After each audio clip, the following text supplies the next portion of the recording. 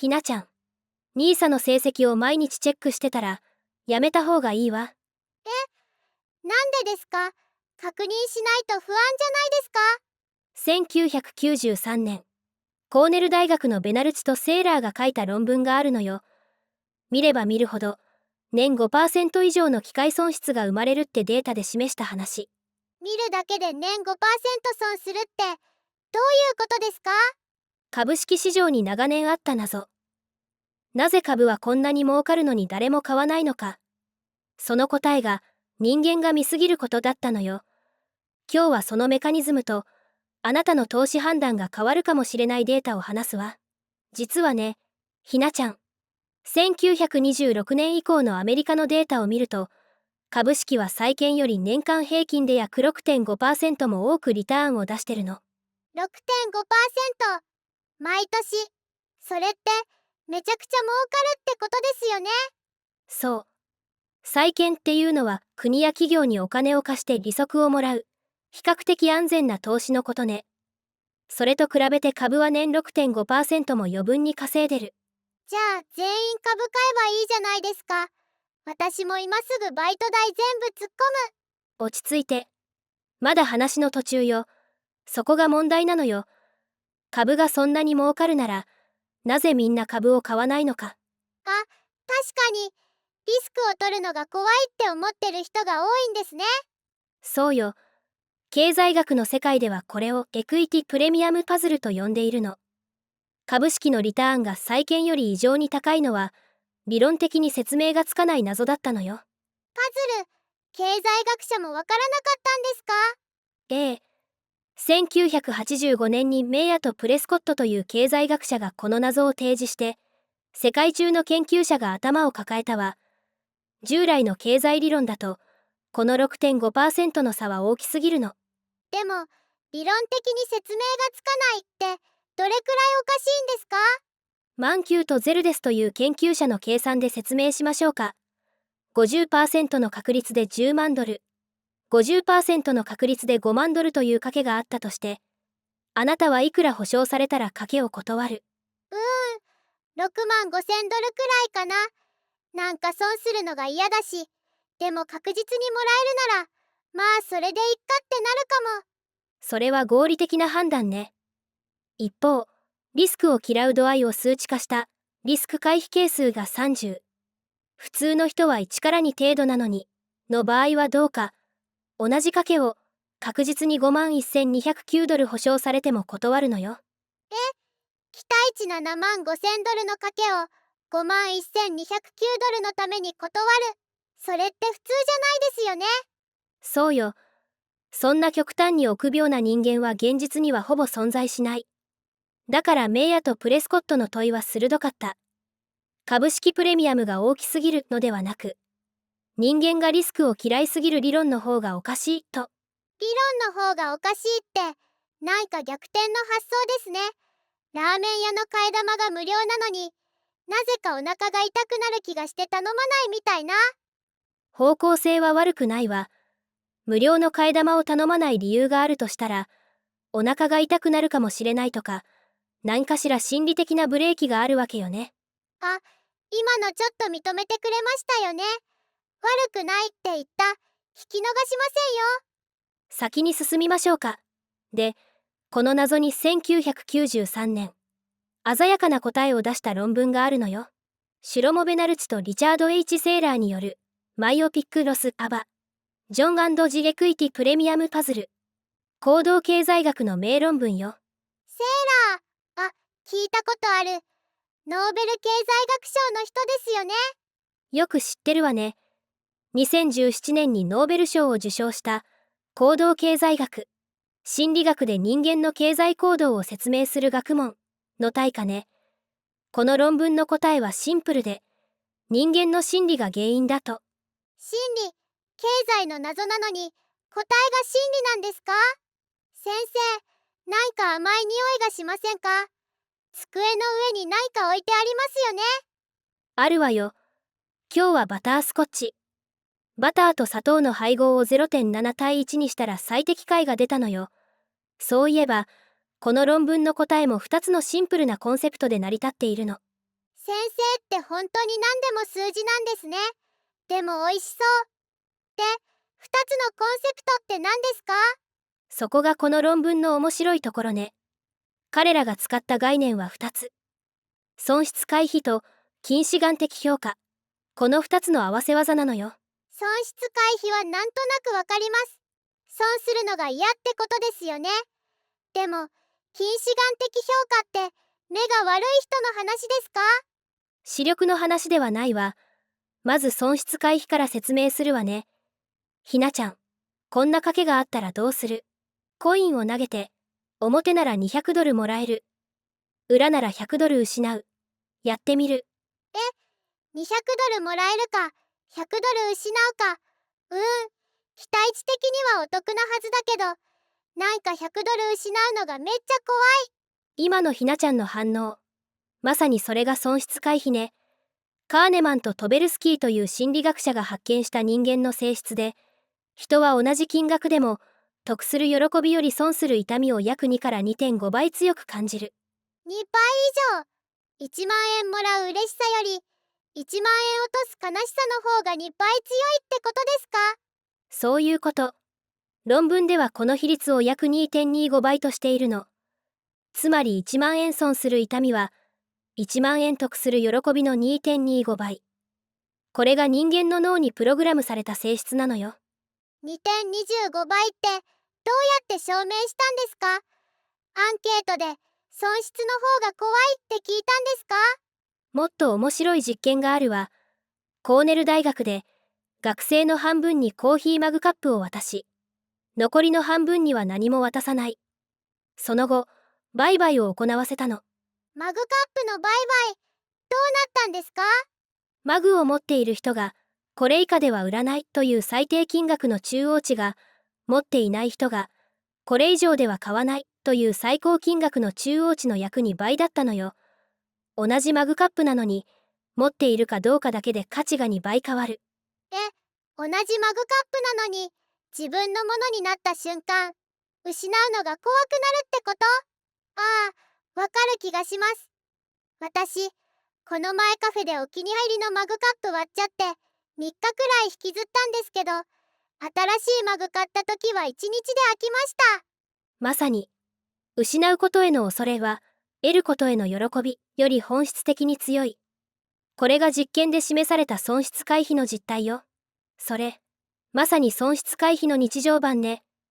失う痛みの方が、得る喜びよりずっと長く残る。でも、これだけじゃパズルは解けないのよ。まだ足りないんですか？足りないわ。だって損失回避があるだけなら、長期で持てば株はほぼ確実にプラスになるんだから、合理的な人ならそれでも株を買うはずでしょう。確かに、20年とか30年持ってれば、さっきの年 6.5% のリターンがあるわけですもんね。そう。だから2つ目のピースが必要なの。それが近視眼的評価。つまり、投資の成績を頻繁にチェックしてしまうという人間の癖。私それやります。メルカリで出品したら3分おきにいいね数チェックしてます。メルカリのいいね数と株価を一緒にしないで。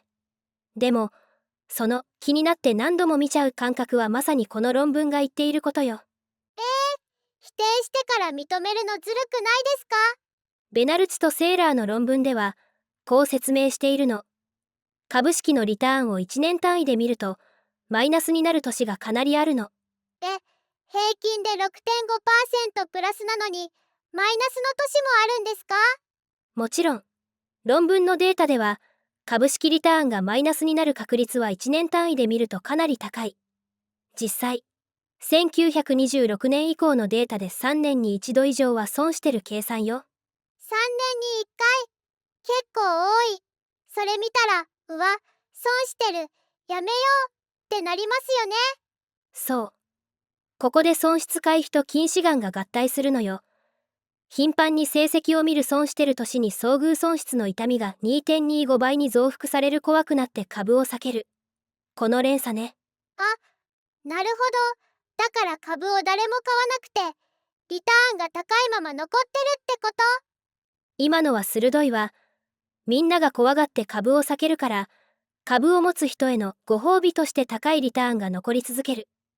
それがエクイティプレミアムの正体だと。じゃあ怖がってる人が多いほど怖がらずに持ってる人は得するってこと。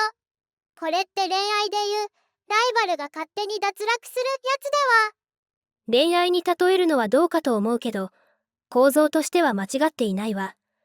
競争相手が心理的に脱落するから、残った人が報酬を得る。やった。恋愛マスターと投資マスターは紙一紙一重ではないわ。全く別の能力よ。さて、この論文のすごいところは、ここから具体的な数字で検証しているところなのよ。数字。ドキドキ。ベナルツとセーラーは、損失回避を持つ投資家がどれくらいの頻度でポートフォリオを評価するかによって、株式と債券の配分がどう変わるかをシミュレーションしたのよ。ポートフォリオって投資の組み合わせのことですよね。なんか授業で聞いた気がします。その通りね。株を何割、債券を何割持つかという組み合わせのこと。で、結果が面白いのよ。毎日成績をチェックする人と、1年に1回だけ見る人で、行動が全然変わる。どう変わるんですか？論文の分析によると、評価の頻度が約1年の時、投資家はだいたい株と債券を半々くらいに配分するの。これが現実のデータとぴったり合う。1年に1回チェックで半々。じゃあ毎日見てる人はどうなるんですか？毎日チェックする人は、日々の上げ下げに振り回されてほとんど株を持てなくなるの。損を見る回数が多いから、痛みに耐えられないのよ。うわぁ、それ絶対私のことだ。メルカリの値段変動で一喜一憂してるタイプだもん。逆に、20年とか30年スパンで評価する人はどうなるか。長期で見ると株がマイナスになる確率はほぼゼロに近づくので、損失回避の影響が弱まって、もっと多く株を持てるようになる。じゃあ、見なければ見ないほど得するってこと。スマホを金庫に入れろと。金庫は極端だけど、近い発想ね。論文が示唆しているのは、チェックする頻度を下げるだけで投資判断が改善される可能性があるということ。なんか逆転の発想ですよね。もっと情報を見て勉強しなきゃって思ってたのに、見るなが正解かもしれないなんて。そこ、重要なポイントよ。この論文は、情報が多いほどいい判断ができるという一般的な常識に真っ向から反論しているのよ。じゃあ、投資アプリの通知オフにした方がいいんですか？少なくともこの論文の知見に従えば、長期投資の人がリアルタイムで株価通知を受け取るのは自分から痛みを増やしに行っているようなものね。自分から痛みを。それってホラー映画が怖いのに見ちゃうのと同じですか？ホラー映画は見ても資産が減らないわ。株価チェックは、見た結果パニック売りすると本当に資産が減るのよ。だいぶ性質が違うわね。パニック売り、それ怖い。でも先生、実際にこの理論が正しいっていう証拠はあるんですか？いい質問ね。論文ではもう一つ興味深い検証をしているの。アメリカ最大の確定拠出年金、ティアークレフの実際の運用データを調べたのよ。ティアークレフって、なんか大学の先生が使うやつでしたっけ？そのデータで何がわかるんですか？ティアークレフというのは、アメリカの教職員向け大手年金基金のことよ。その参加者の株と債券の実際の配分で、最も多かったのが50対50。1年評価をしている投資家が株と債券を半々にするという理論の予測とぴったり一致したの。おー、理論と現実がぴったり。それって科学っぽくてかっこいいですね。ちなみにセーラーはこの論文の応用として、実際に退職金の運用制度を変える提案もしているの。成績報告の頻度を減らせば、人はもっと賢い投資ができると。組織は長期でも、担当者は短期で動く。構造的に近視眼が生まれるんですね。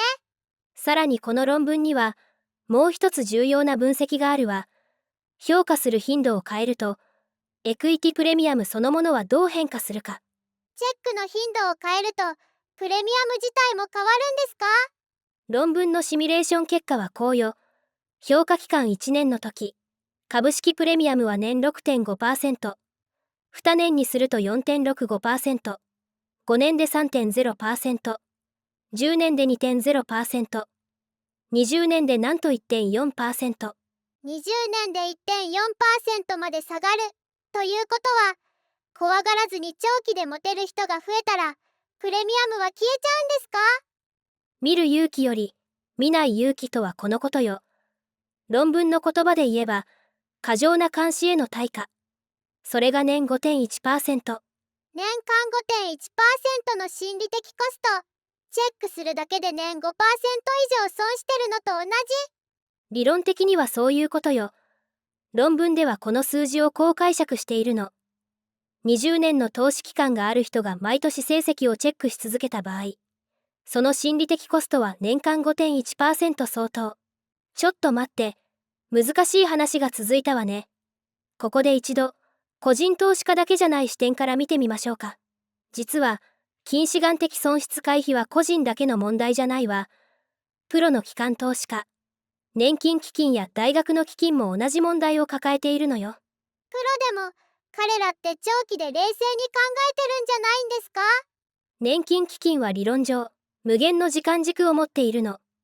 なのに実際の運用は株式60、債券 40% 程度が一般的。理論上は株式 100% にすべきなのに、なぜかそうしない。なんでですか？長期なら全部株でいいはずでは？実際に運用する担当者の問題ね。その人のキャリアの時間軸は有限で、3から5年ごとに成果を問われる。組織は無限の時間軸を持っていても、人間が動かす以上、近視眼が入り込む。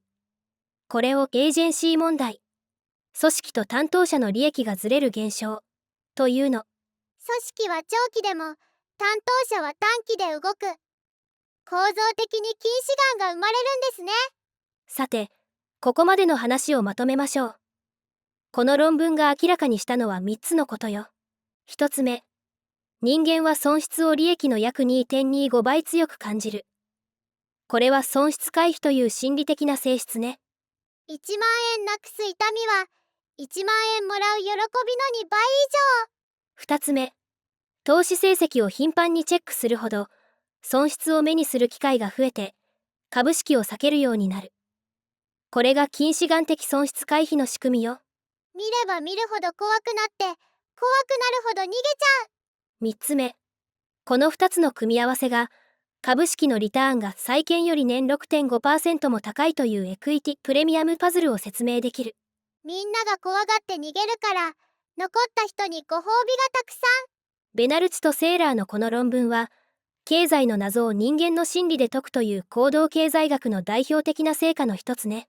じゃあ私たちにできることって、投資を始めたら成績をあんまり見ないってことですか？そうね。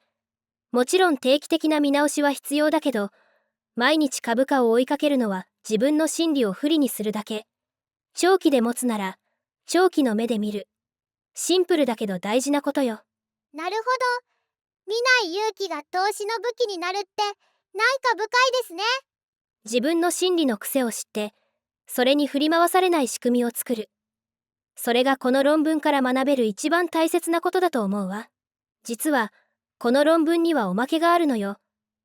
エクイティプレミアムだけでなく、サイズ効果という別の謎も、同じ理論で説明できる可能性を示しているの。ただし、予備的な結果として、サイズ効果。小さい会社の株の方が儲かるってことですか？なんで？そう、小型株が大型株より大幅に高いリターンを出す現象のことね。この論文では、その謎も同じ近視眼的損失回避で説明できる可能性があるって示しているの。個人投資家は小型株を評価するとき、1銘柄ずつ個別に見る傾向があるわ。ポートフォリオ全体ではなく、一つ一つ。そのバラバラに見る行動が、近視眼的損失回避をより強く引き起こすのよ。つまり小型株も、みんなが怖がって避けるから、持ってる人へのご褒美として高いリターンが残ってるってこと？よーし、私も NISA 始めたら、アプリの通知は月1回だけにします。メルカリの通知は3分おきのままでいいですか？メルカリは好きにして。ただ、その情熱を投資の勉強にも少し分けてあげると、将来のひなちゃんが感謝すると思うわ。先生、それ、すごく優しいこと言ってますよね。よし、今日から見ない勇気で長期投資、頑張ります。次回も論文データで、みんなのお金の常識を揺さぶります。それではまた。見てくれてありがとうございます。チャンネル登録といいね、よろしくお願いします。コメントも待ってます。じゃあ、またね。